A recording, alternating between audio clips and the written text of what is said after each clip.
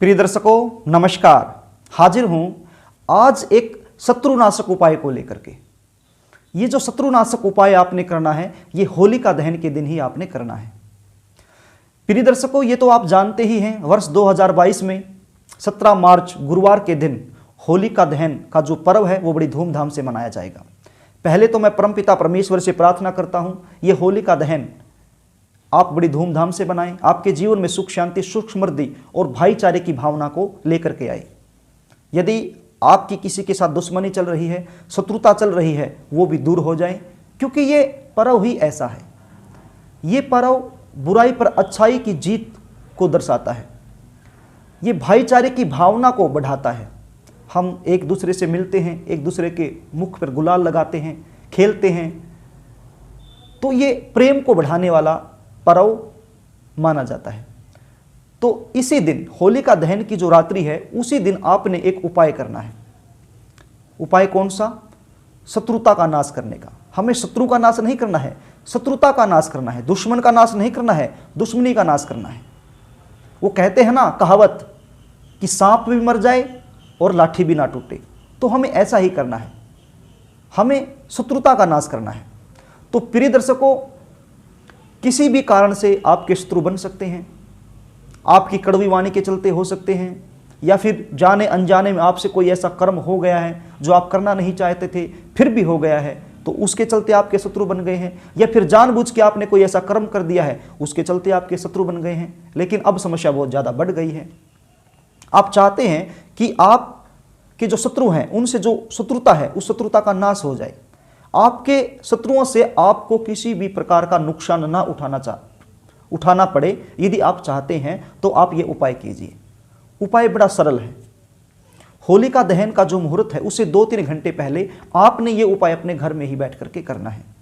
इसके लिए आपको चाहिए क्या? अब सुनिए। एक कोरा कागज ले लीजिए, बिल्कुल कोरा। उस कोरे कागज पर काले रंग का स्केच आप ले लीजिए, उसके साथ अपने शत्रु का नाम लिखिए। एक है तो एक लिखिए, 2 है तो 2 लिखिए।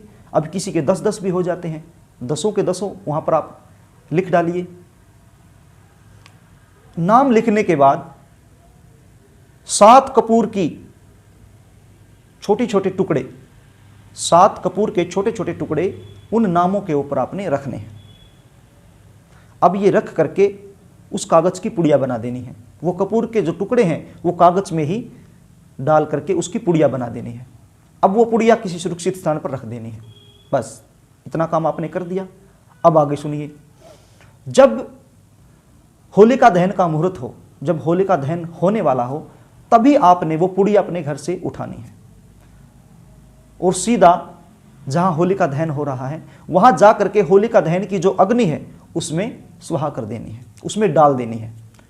और मन में ये विचार करना है, ये कामना करनी है, परमेश्वर से प्रार्थना करनी है कि हे प्रभु, जो नाम मैंने इस कागज में लिखे थे उन लोगों के साथ जो मेरी शत्रुता है उस शत्रुता का नाश हो जाए, जो दुश्मनी है उस दुश्मनी का नाश हो जाए और वो प्रेम में बदल जाए, भाईचारे में बदल जाए।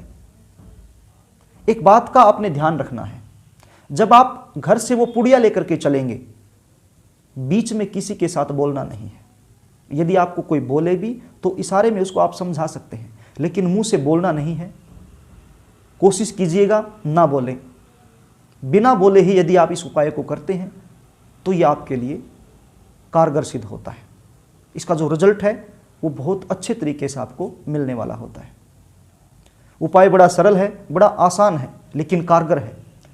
तो प्रिय दर्शकों, इस वर्ष 2022 17 मार्च गुरुवार के दिन ये उपाय आप जरूर कीजिएगा, ताकि आपके साथ किसी की भी शत्रुता है तो वो दूर हो जाए, दुश्मनी है वो दुश्मनी दूर हो जाए, वो भाईचारे में बदल जाए। मैं भगवान से प्रार्थना करूंगा कि जितने भी आपके शत्रु हैं, दुश्मन हैं, उनके साथ जो दुश्मनी शत्रुता है उसका नाश हो जाए। प्रिय दर्शकों, यदि आपको हमारा कार्यक्रम अच्छा लगा हो तो आप चैनल को सब्सक्राइब कीजिए, बेल आइकन को प्रेस कीजिए। इस प्रकार के उपाय, कारगर उपाय, ये ऐसे ही उपाय नहीं हैं, ये कारगर उपाय हैं। जब आप ये करेंगे तो आपको पता चलेगा। इस तरह के उपाय मैं अक्सर लेकर के आता रहता हूँ। यदि वीडियो अच्छी लगे तो आप प्लीज़ लाइक ज़रूर करना, कमेंट करना, शेयर भी कर सकते हैं। यदि मेरे समझाने में कोई कमी रह गई है, आपको कोई चीज़ समझ में नहीं आई है, तो आप कमेंट बॉक्स में आप अपना प्रश्न लिख सकते हैं। मैं फिर से आपको समझाने की कोशिश करूंगा। यदि आप अपनी जन्म कुंडली से संबंधित कोई भी प्रश्न पूछना चाहते हैं तो आप कमेंट बॉक्स में अपनी date of birth, birth place, birth time type कर सकते हैं। आपके हर प्रश्न का जवाब मैं देने की कोशिश करूंगा। तो प्रिय दर्शकों, आज के लिए बस इतना ही। कल फिर मिलेंगे किसी न किसी उपाय के साथ। तब तक के लिए नमस्कार।